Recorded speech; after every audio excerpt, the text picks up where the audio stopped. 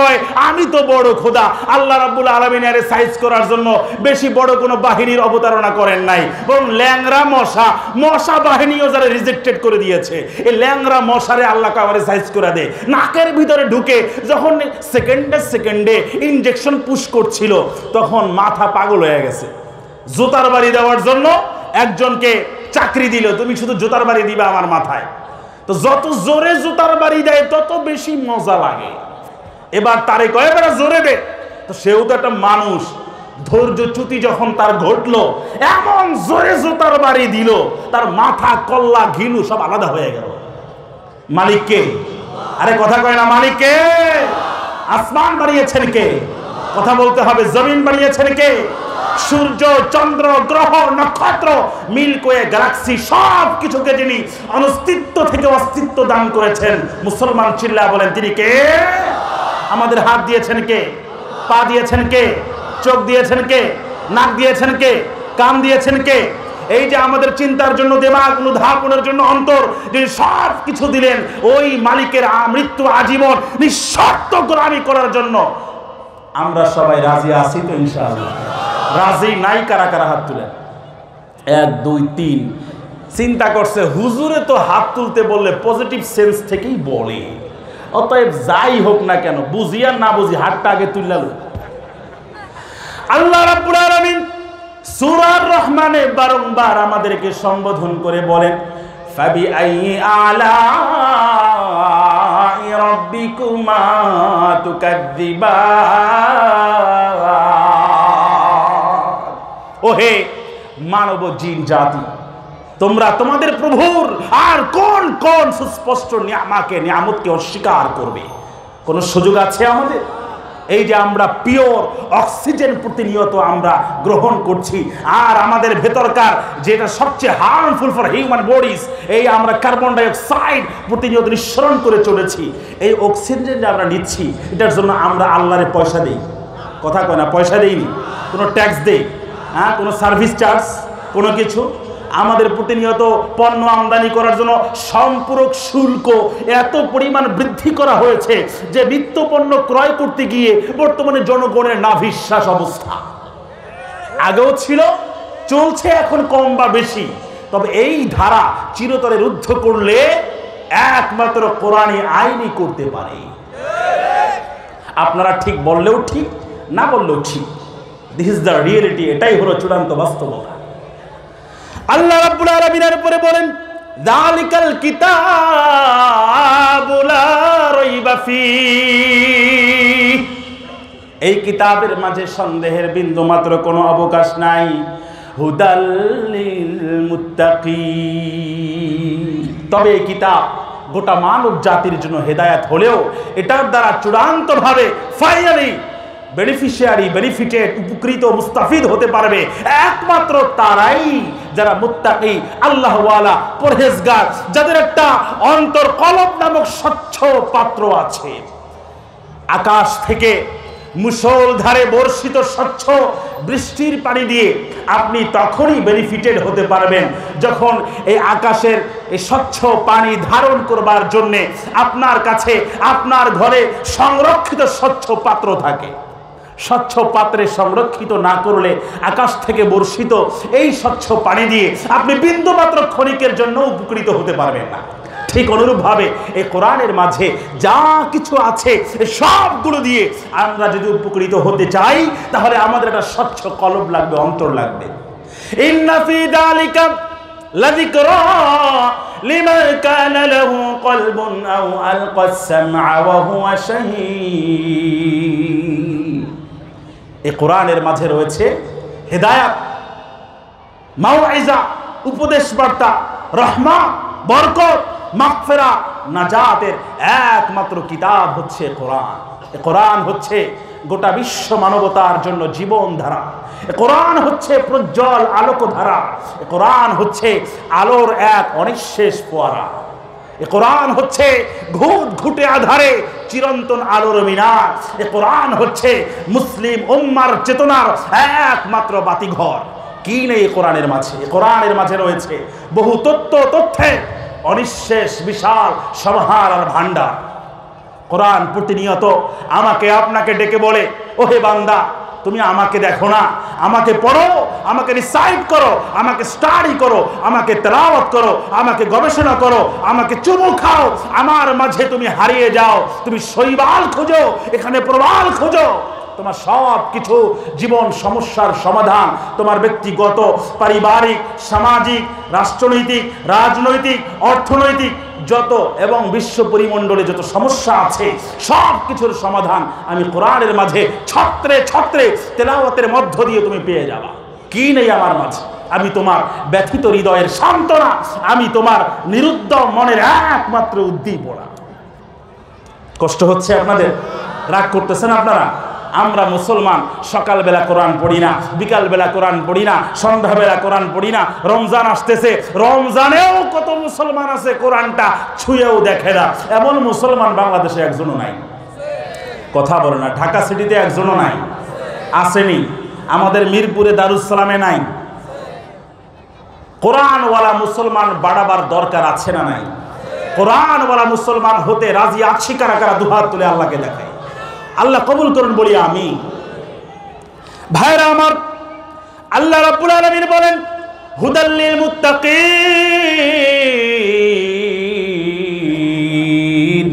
মুত্তাকিনের জন্য এই কোরআনটা হলো হেদায়াত। এখানে মুত্তাকি তাকওয়া থেকে উৎসারিত। তাকওয়া হলো তিন প্রকার। এক নম্বর হলো তাকওয়াল আওয়াম, সর্বসাধারণের তাকওয়া। এটাকে তাফসীরের ভাষায় বলা হয়েছে হুয়াল ইমতিনাউ মিনাল কুফরি ওয়াশ শিরকি বিল ঈমান। ঈমান আনয়নের মধ্য দিয়া কুফর এবং শিরক থেকে বেঁচে থাকা, এটাই হলো ঈমানের সর্বসাধারণের স্তর। দুই নম্বর হলো ওয়া সালিহা তাকওয়াল খাওয়াস। দুই নম্বর তাকওয়ার স্তর হচ্ছে বিশেষ লোকদের তাকওয়া। এইটার সংজ্ঞা কি? তাফসীরের কিতাবে আছে, তাফসীরে জালালাইনের হাসিয়াতেও এটা আছে। ইমতিসালুল আওয়ামির ওয়াজতিনাবুন নওয়াহি, অর্থাৎ করণীয় পালন করা, বর্জনীয় বর্জন করা। বসুন, ভিডিও হচ্ছে এখানে, দেখতে খারাপ দেখা যায়, এটা আদি যুগের মতো হয়ে যায়। তিন নম্বর তাকওয়া খাসসিল খাওয়াস, বিশেষ তাকওয়া, ভিআইপি সিআইপি তাকওয়া। ওই তাকওয়া হলো ইত্তিকাউ মা ইয়াশগুলু আনিল্লাহ, আল্লাহর শরণ আর জিকির থেকে আপনাকে আমাকে যা কিছু বিরত রাখে ওই সবগুলো ছেড়ে দেওয়ার চূড়ান্ত নামই হলো তাকওয়া। এই তাকওয়া যারা অর্জন করতে পারবে আল্লাহ রাব্বুল আলামিন তাদেরকে চিরজান্নাত দান করবেন। সুবহানাল্লাহ। এখন মুত্তাকি কার? আমাদের এটা নিয়ে হেজিটেশনে ভোগার কোনো সুযোগ নাই। আল্লাহ রাব্বুল আলামিন সূরা বাকারার 1 থেকে 20 নম্বর আয়াত পর্যন্ত তিনটা জাতির আলোচনা করেছেন মৌলিকভাবে। প্রথম 1 থেকে 5 নম্বর আয়াত পর্যন্ত মুমিনদের, মুত্তাকিনদের আলোচনা করেছেন। 6 আর 7 নম্বর আয়াতে সংক্ষিপ্তভাবে কাফেরদের আলোচনা করেছেন। 8 থেকে নিয়ে 20 নম্বর আয়াত পর্যন্ত প্রায় 13টি আয়াত জুড়ে আল্লাহ রাব্বুল আলামিন মুনাফিকদের আলোচনা করেছেন। আজকে আমি শুধুমাত্র মুত্তাকিদের আলোচনায় ক্ষান্ত হব। আল্লাহ রাব্বুল আলামিন বলেন মুত্তাকি কারা? 1 নম্বর, এখানে 5টা কোয়ালিটি উল্লেখ করা হয়েছে। নাম্বার 1-এ আল্লাহ এখানে অবতারণা করেছেন আল্লাযীনা ইউমিনুনা বিল গায়ব। মুত্তাকি হচ্ছে তারা যারা গায়েবের প্রতি বিশ্বাস রাখে। গায়েব, হোয়াটস দ্য মিনিং অফ গায়েব? গায়েব কি জিনিস? আহা, আমরা মুসলমানেরা অবাক হয়ে যাই। আমরা মুসলমানেরা বর্তমানে কোরআন রিসার্চ করি না, কোরআন পড়ি না, কোরআন তেলাওয়াত করি না, অথচ এনসাইক্লোপিডিয়া ব্রিটানিকার রিপোর্ট অনুযায়ী ইউরোপে এভরি 10 মিনিটসে, প্রতি 10 মিনিটে একজন করে খ্রিস্টান কোরআন পড়ে মুসলমান হয়ে যাচ্ছে। সুবহানাল্লাহ। মেলানি জর্জিয়াসের কথা প্রায় সময় অনেক মাহফিলে আমি বলে থাকি। হুনোনাস ডিয়ান্স, ফ্রান্সের বিখ্যাত পপ তারকা, পপ শিল্পী, পপ সিঙ্গার, মুসলমান হয়ে গিয়েছে কোরআন পড়ে। ফ্রান্সের উগ্রবাদী সকল সাংবাদিকরা তার সাক্ষাৎকার নেওয়ার জন্য চলে এসেছে। তাকে জিজ্ঞেস করছে, কেন তুমি মুসলমান হয়েছ? এই যে বর্তমানে আমেরিকার ক্যালিফোর্নিয়া জ্বলছে, খোদার রবের গজবে সব কিছু তছনছ এবং ছারখার হয়ে গিয়েছে।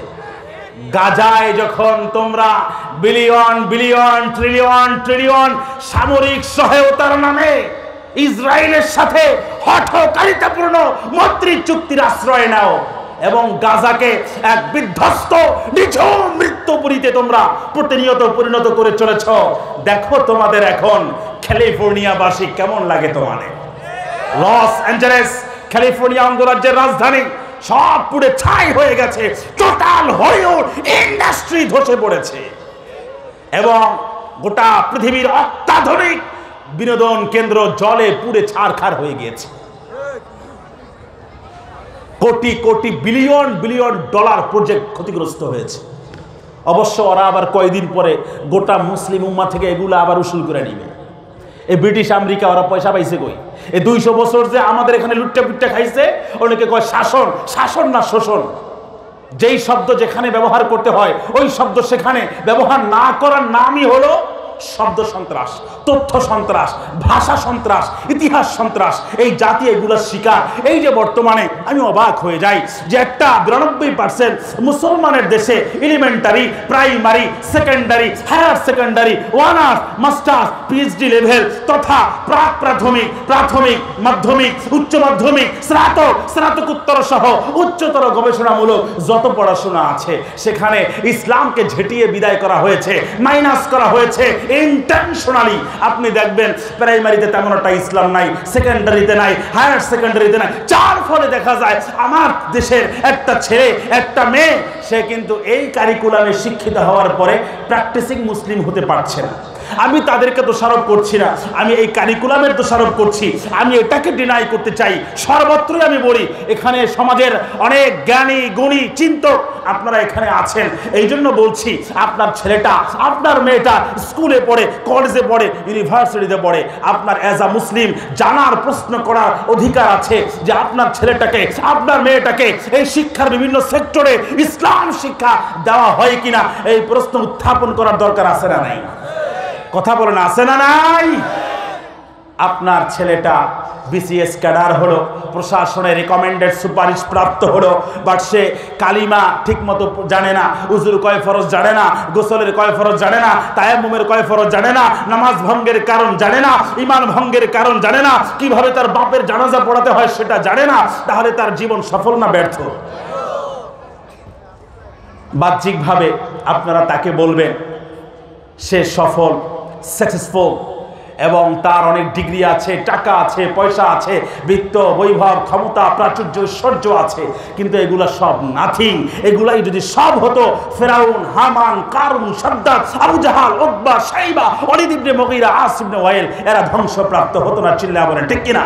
কিয়ামতের ময়দানে এই মানুষগুলো আর্তনাদ করে বলবে, মা আগনা আন্নি মালিয়া হালাকা আন্নি সুলতানিয়া, আমার ধন সম্পদ কোনো কাজে আসে নাই, আমার অর্জিত ক্ষমতা সব তো শেষ হয়ে গেল। আল্লাহ বলবেন আজকে তোমার কোনো কথা এখানে চলবে না, ইখসাউ ফিহা ওয়া লা তুকাল্লিমুন, মারবো এখানে, লাশ পড়বে জাহান্নামে, আজকে তোমার কোনো কথা এখানে শোনা হবে না। খুদুহু ফাগুল্লু, একে ধরো, হ্যান্ডকাপ পরাও, অ্যারেস্ট করো, জাহান্নামের মধ্যখানে একে নিক্ষেপ করো। কারণ ইন্নাহু কানা লা ইউমিনু বিল্লাহিল আযীম ওয়া লা ইয়াহুদ্দু আলা তুআমিল মিসকিন।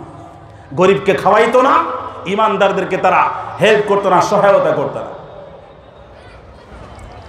আল্লাহ রাব্বুল আলামিন আল্লাযীনা ইউমিনুনা বিল গায়বের কথা এখানে এনেছেন। গায়ব মানে হলো অদৃশ্য। আল হাওয়াসুল খামস আয-যাহিরা, আমাদের পঞ্চেন্দ্রিয়র মধ্য দিয়ে যেটাকে অনুভব করা যায় না, দেখা যায় না, শোনা যায় না, ধরা যায় না, কোনো কিছু রিয়েলাইজ করা যায় না, এগুলার বাহিরে যা কিছু আছে এগুলাই হলো গায়েব। যেমন কবরের আযাব আমরা দুনিয়া থেকে দেখি নাকি?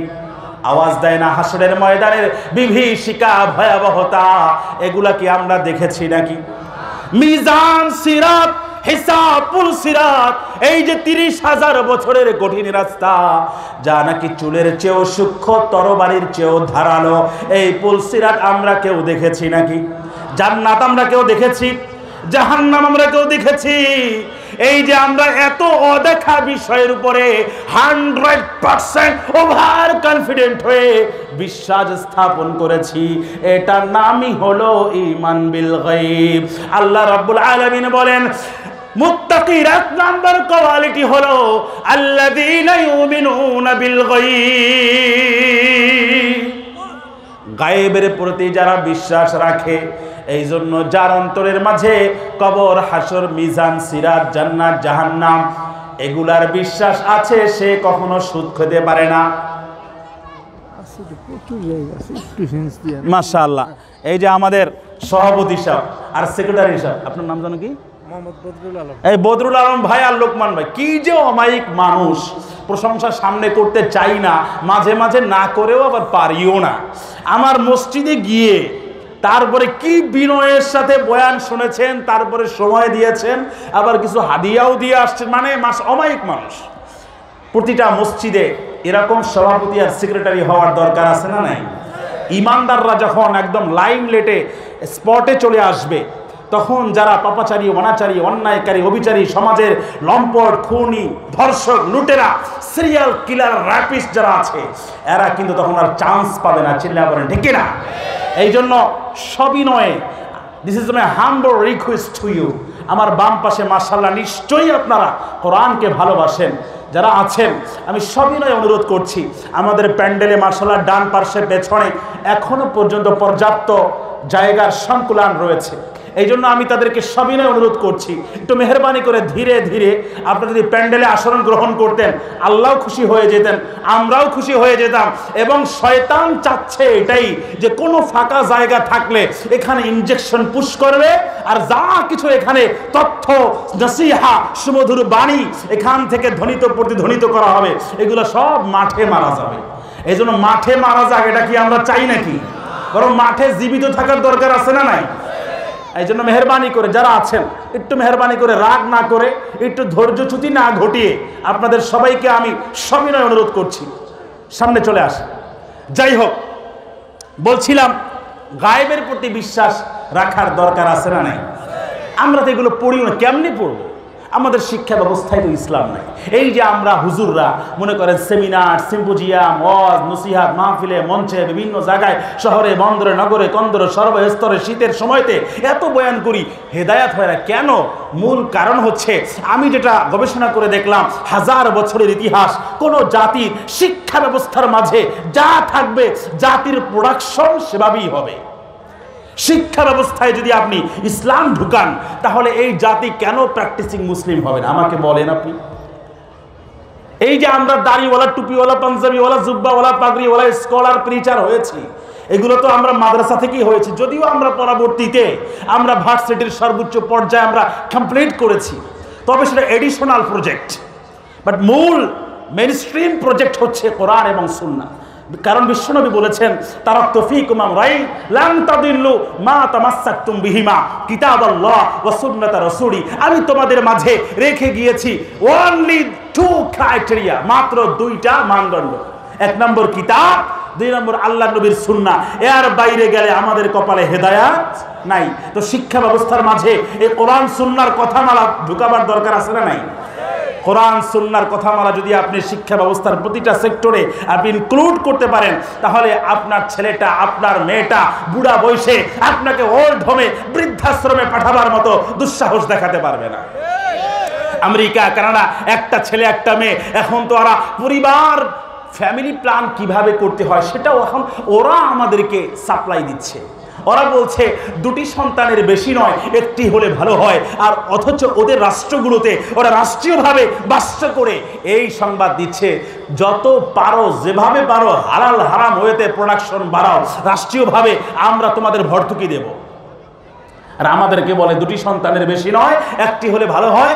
যাও হয়, একটা কানাডা, একটা আমেরিকার গ্রিন কার্ডধারী সিটিজেনশিপ পেয়ে গেছে, বুড়া বয়সে যখন নির্জন কক্ষে ফ্ল্যাটে মারা যায়, 1 সপ্তাহ পরে পাশের প্রতিবেশী গন্ধের উৎকট দুর্গন্ধে সহ্য করতে না পেরে পুলিশে 999 কল দেয় যে কি হয়েছে দেখেন। দরজা ভেঙে দেখে ভুটিয়া ভুটিয়া একদম পুরো পোকামাকড় এখানে গিজগিজ করতেছে। এরকম বাস্তবতা আমাদের সমাজে নাই, আছে না নাই?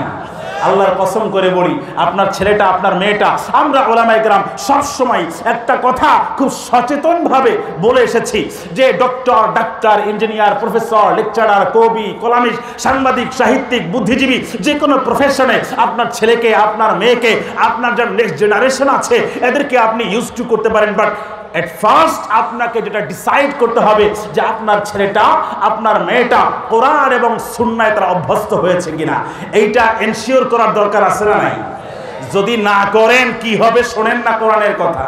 আল্লাহর কোরআন বলেন সূরা হামিম সাজদা, আল্লাহ রাব্বুল আলামিন বলেন 31 নম্বর আয়াত, আরিনাল্লাযাইনি আযাল্লানা মিনাল জিন্নি ওয়াল ইনসি নাজআলহুমা তাহতা কুদামিনা লিয়াকুনা মিনাল আসফালিন। আয় আল্লাহ, San Francisco, California, Chicago, America, বিভিন্ন ইউনিভার্সিটির, Oxford, Harvard, Cambridge, Massachusetts, Stanford University, এগুলোর স্কলারশিপ পাইয়ে দেওয়ার জন্য ভিটে বাড়ি যা আছে সব বিক্রি করে দিয়েছে। মাগার তাওহীদ, রিসালাত, আখিরাত, আল্লাহর রুবুবিয়ত, মারিফাত, পরকাল, হাসর, মিজান, সিরাত, জান্নাত, জাহান্নাম এগুলার কোনো ধারণাও দেয় নাই, এগুলো আমাদেরকে শিখায়ও নাই। আয় আল্লাহ, আগে এদেরকে দেন, এদেরকে পায়ের তলায় পিষ্ট করে এদেরকে সমেত আমরা জাহান্নামে ঢুকবো। নাউজুবিল্লাহ। এই যাদের জন্য আপনি এত কিছু করছেন, অক্সফোর্ড, হার্ভার্ড, কেমব্রিজ, এগুলো পড়া ভালো, বাট ইসলামকে জড়াঞ্জলি দিয়ে নয়, মুসলিম জাতিসত্তাবোধকে মাইনাস করে নয়। আপনি পৃথিবীর যে কোনো প্রান্তে বসবাস করেন না কেন, প্র্যাকটিসিং মুসলিম হিসাবে কোরআন সুন্নাহ ফলো করার দরকার আছে না নাই? বাংলাদেশের প্রায় নামি দামি একটা ইউনিভার্সিটি, অনেক নামি দামি নাম বলবো না আমি, এবং ওই ভদ্রলোকের নামও বলবো না, প্রফেসর উনি অনেক মানে আপনার হিউজ নলেজ রাখেন এবং প্রবীণ একজন প্রফেসর, অধ্যাপক। আমাকে কয়দিন আগে জিজ্ঞেস করলেন, হুজুর মনে করেন আপনাকে আমেরিকা আপনাকে ইনভাইট করা হলো as a guest lecture scholar হিসাবে, আপনি গেলেন, মেয়েরা আপনার সামনে আছে, আপনি কি সেখানে লেকচার দিতে পারবেন? আমি বললাম হয়, আমি কেন সেখানে লেকচার দেব? পর্দার বিধান কি রহিত হয়ে গেছে? উনি বলেন যে না, তাহলে তো তাদের ইসলাম গ্রহণের যে রাস্তাটা সেটা বন্ধ হয়ে গেল। আমি বললাম অন ইসলামিক পদ্ধতি দিয়ে আপনি ইসলাম কায়েমের চিন্তা করছেন? মুসলমান ভাইরা আমার ভালো করে একটু বলেন তো, যে মেয়েদের মুখ খোলা রাখা এবং চেহারা দেখা জায়েজ না না জায়েজ? আরে সেন্টার অফ বিউটি, সৌন্দর্যের রাজধানী হচ্ছে চেহারা। যখন আমরা সবাই মেয়ে দেখতে যাই, বুড়া চাচারা যখন মেয়ে দেখতে গেছেন সবার আগে কোথায় দেখছে? হাত না পা না চেহারা? তা চেহারাই যদি ওপেন রাখা হয় তাহলে পর্দার আর রইলটা কোথায়? আহা, আমরা কোরআন পড়ি না, সুন্নাহও পড়ি না। ওই মেলানি জর্জিয়াসের কথা বলছিলাম, না বলেও পারছি না। তাকে সাংবাদিকরা প্রশ্ন করলো কেন মুসলমান হয়েছেন? তিনি বলছেন তার ভাষায়, my conversion to Islam was the result of a personal conviction after understanding the religion and reading the Holy Quran. কোরআন এবং সুন্নাহ অধ্যয়ন করার পরে আমি বুঝতে পেরেছি পৃথিবীতে যত ধর্ম আছে, ধর্মগ্রন্থ আছে, Veda, Zend Avesta, Tripitaka, Bible, Shrimad Bhagavad Gita, Ramayana, New Testament, Old Testament, Talmud, সবগুলো অসার অন্তঃসার শূন্য। একমাত্র শুধুমাত্র কেবলমাত্র মহাগ্রন্থ, ঐশী গ্রন্থ আল কোরআনের মাঝি মানবতার জন্ম থেকে নিয়ে মৃত্যু পর্যন্ত সকল সমস্যার চূড়ান্ত সমাধান দেওয়া আছে। এজন্য আমি বুঝে শুনে স্বেচ্ছায় সজ্ঞানে ইসলামের সুশীতল ছায়াতলে আশ্রয় গ্রহণ করেছি। সুবহানাল্লাহ। এখন আসছিল ইসলামকে ডাউন করার জন্য, উত্তর শুনে ইসলাম আপ হয়ে গেল। এবার প্রশ্ন করছে, আচ্ছা তোমার ইসলাম পূর্ব জীবনটা বড্ড কমফোর্টেবল, ভালো উপভোগ্য ছিল নাকি ইসলামের পরবর্তী জীবনটা বড় ভালো লাগছে? সে বলছে শোনো, I was very famous. I had what every famous person saw, but I was always crying bitterly at my home, and this is what none of my fans had felt. আমি বিখ্যাত পপ তারকা ছিলাম, pop শিল্পী ছিলাম, হাজার হাজার দর্শককে stage show করে, পারফরমেন্স করে, নাচিয়ে মাতিয়ে উন্মাতাল করে রাখতাম, এবং আমার মনে কোনো শান্তি ছিল না। নির্জন কক্ষে একাকী আমি কান্নাকাটি করতাম। শুধু তাই না, তিনি আরো বলছেন তার অবস্থার বিবরণ দিতে গিয়ে, I was heavily addicted to drugs, including hallucinating narcotics, and was admitted in mental asylum to recover, but this was in vain until I heard one of my Muslim friends saying, I am going to pray for a while and will come back, so I want to pray as well. আমি মাদকাসক্ত ছিলাম, মানসিক হাসপাতালে ভর্তি ছিলাম, কিন্তু আমার কোনো কাজ হয় নাই। এই রিহ্যাবিলিটেশন সেন্টার, পুনর্বাসন কেন্দ্রে আমার কোনো ফায়দা হয় নাই। অবশেষে আমার এক মিশরীয় মুসলিম বান্ধবীকে বললাম, এই যে আমার অশান্তির দাবানলে আমি দাউ দাউ করে জ্বলছি প্রতিনিয়ত, কিভাবে এটা নির্বাপিত করব? আমার কাছে বিশ্বসেরা একটা স্পেশাল সুপার ডুপার হালুয়া আছে, এটা সেবন করলে তোমার অশান্তির দাবানল সব নিভে যাবে। কি করতে হবে? সুন্দর করে গোসল করে আসো, ফ্রেশ হয়ে আসো। সে গোসল করে আসার পরে তাকে পড়িয়ে দেওয়া হলো ইসলাম ধর্মের শাশ্বত ধর্মের সুমহান কালিমা, লা ইলাহা ইল্লাল্লাহু মুহাম্মাদুর রাসূলুল্লাহ। এবার তাকে বলা হলো, আপনি নামাজ পড়েননি? দোস্ত, আওয়াজ দিতে হবে, বেনামাজি মুসলমানের সংখ্যা বাংলাদেশে একজনও নাই, ঢাকা সিটিতে একজনও নাই। কথা বলে না, আছে না নাই? আরে রমজানে তারাবির নামাজ পড়ে না, শুক্রবারে জুবান নামাজও পড়ে না, এমন মুসল্লি বাংলাদেশে আছে না নাই? এই জন্য মজা করে আমি আগে থেকেই বলতাম, মুসল্লি তিন প্রকার, শুক্র আলী, রমজান আলী, ইদ্রিস আলী। শুক্র আলী বুঝেন? শুধু শুক্রবারে যখন ইমাম সাহেব খুতবাটা দেয়, খতিব সাহেব জায়নামাজটা নিয়ে আস্তে আস্তে পিছনে বালুর উপরে জায়নামাজ বিছায়, সপ্তাহে একদিন তারে খুঁজে পাইবেন, সারা সপ্তাহে আর পাইতেন না। রে রমজান আলী বছরের 11 মাসে তারে পাইতেন না, রমজান মাস আসলে তারে পাইবেন, শুধু রমজান, রমজান কেন্দ্রিক সিজনাল মুসল্লি। আর 3 নম্বর হলো ইদ্রিস আলী, এরা শুক্রবারের নামাজেরও ধার ধারে না, রমজানের নামাজ তো বহু দূর কি বাত হ্যায়, বরং ঈদের নামাজে সবার আগে হাজির। এরকম মুসলমান বাংলাদেশে একজনও নাই, আছে না নাই? তো এরকম ফ্রান্সের সাংবাদিকরা জিজ্ঞাসা করেছে, কত মুসলমান নামাজ পড়ে না, তুমি কেন নামাজ পড়ো, কেমন লাগে তোমার নামাজ পড়তে, টক মিষ্টি না ঝাল? তখন সে বলছে, দেখো, it was the first time that I touched the floor with her and I have a strong feeling that kneeling and prayer shouldn't be done to anyone but Allah subhanahu wa ta'ala. এটা ছিল আমার জীবনের সর্বপ্রথম মুহূর্ত যে আমি আমার ললাটকে, আমার কপালকে মাটির সাথে টাচ করলাম, এবং আমার জীবনে এমন একটা নতুন অনুভূতি উপলব্ধির সৃষ্টি হয়েছে। কপাল বাড়িয়েছেন আল্লাহ, ললাট বাড়িয়েছেন আল্লাহ, অতএব এটা শুধুমাত্র আল্লাহর সামনেই অবনমিত হতে পারে। চিল্লা আমরা ঠিক না? এই মাথা একমাত্র কার সামনে নোয়াবো? আরো জোরে, কার সামনে? কোন নেতা, পাতি নেতা, উঠতি নেতা, সিসকে নেতার পিছনে দৌড়ানোর কোন টাইম মুসলমানদের। এবার মহিলা মানুষ পর্দা করে, বোরকা পরে, সাংবাদিকরা এবার জিজ্ঞাসা করে, ফ্রান্সের উগ্র সাংবাদিকরা, ফান্ডামেন্টালিস্ট মূলত ওরাই মূলত টেরোরিস্ট, কিন্তু ওরা আমাদেরকে ফান্ডামেন্টালিস্ট বলে, ওরা আমাদেরকে টেরোরিস্ট বলে। এই জন্য বাংলায় বলে চোরের মায়ের, চোরের মায়ের।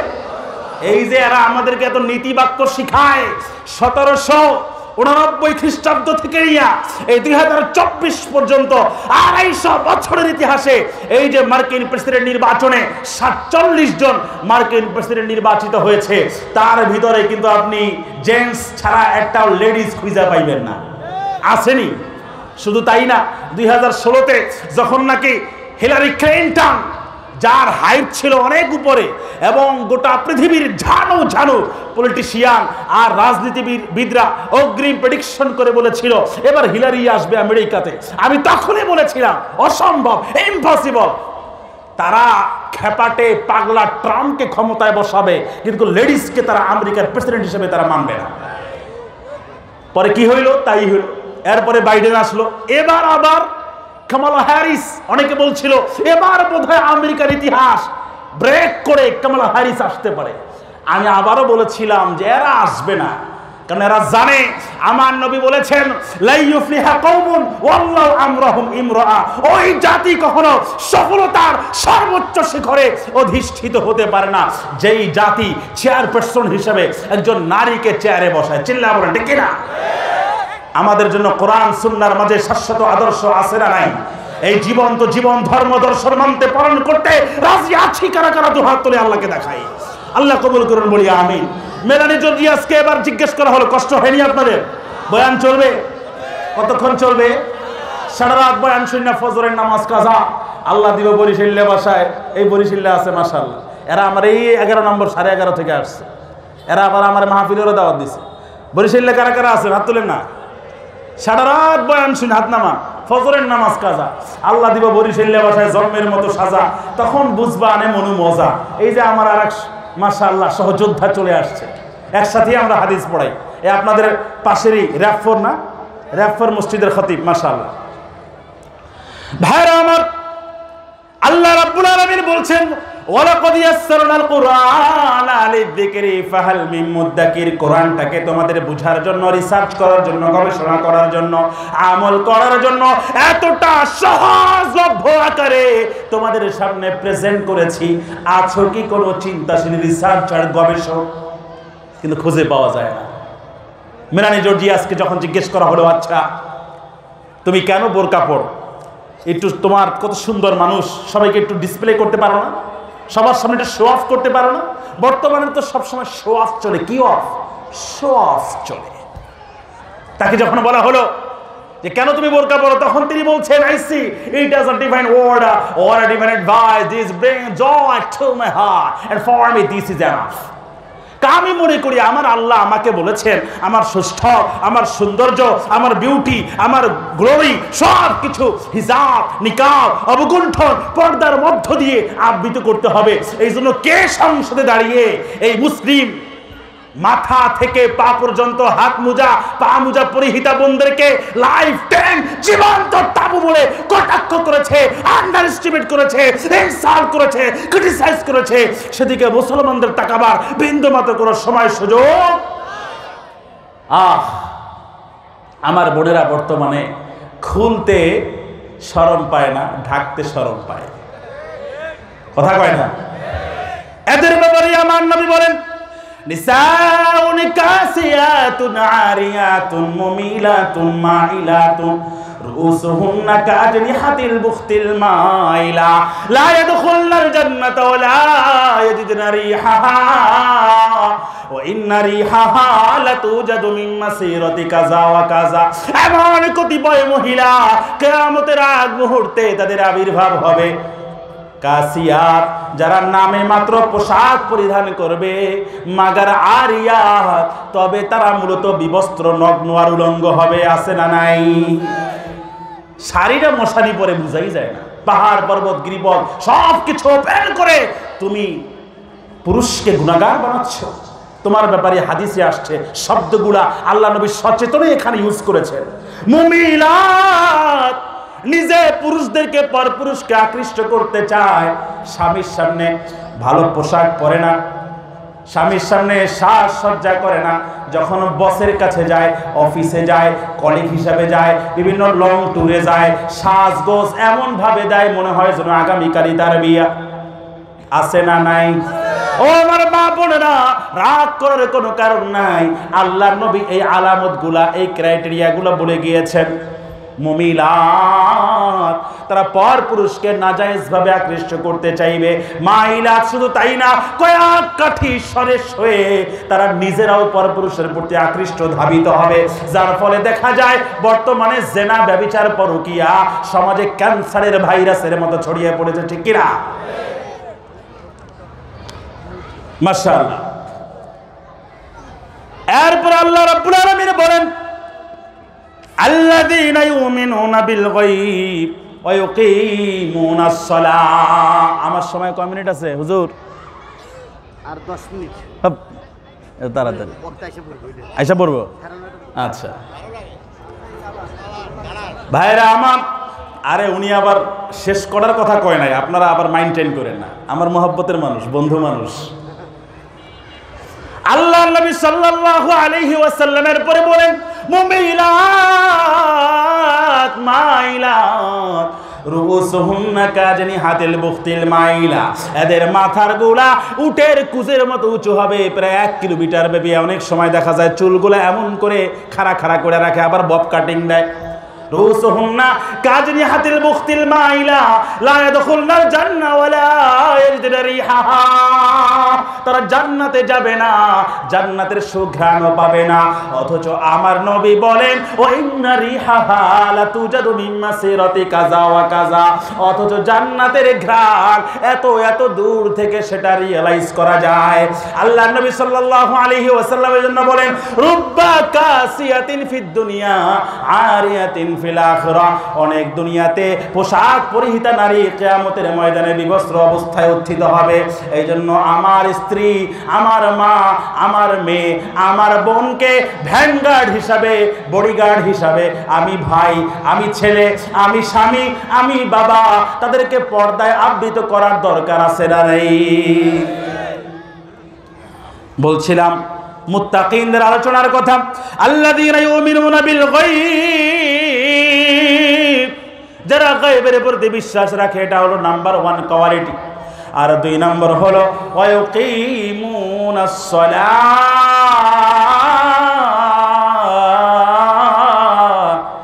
যারা সালাত কায়েম করে। সালাত কায়েম করার মানে হলো আপনি নিজে নিজে নামাজ পড়বেন। আপনার ছেলে নামাজ পড়ে না, আপনার মেয়েটা নামাজ পড়ে না, আপনার নাতিপুতি নামাজ পড়ে না, আপনি কোম্পানির জিএম, এজিএম, এমডি, ডিএমডি, আপনার অধীনস্থ যারা নামাজ পড়তে চায়, এদেরকে আপনি নামাজ পড়ার টাইমটাও ঠিক মতো দেন না।